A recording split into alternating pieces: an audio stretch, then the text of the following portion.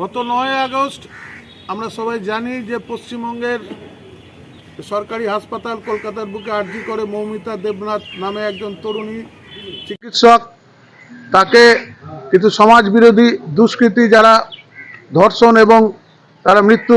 মুখে ঠেলে দিয়েছে, তাদেরকে হত্যা করেছে। তার প্রতিবাদে পশ্চিমবঙ্গ রাজ্য সরকারি কর্মচারী ফেডারেশন সেই মৌমিতা দেবনাথের প্রতি যারা এই ধরনের ঘটনা ঘটিয়েছে তাদের উপযুক্ত শাস্তি এবং মৌমিতা দেবনাথের পরিবারের প্রতি সমবেদনা, এই সমস্ত প্রতিবাদ কর্মসূচি আজকে পশ্চিমবঙ্গের সমস্ত দপ্তরের সঙ্গে সঙ্গে মালদা জেলায় সমস্ত দপ্তরে টিফিন টাইমে আমরা এই ধরনের কর্মসূচি এটা অনুষ্ঠিত করছি।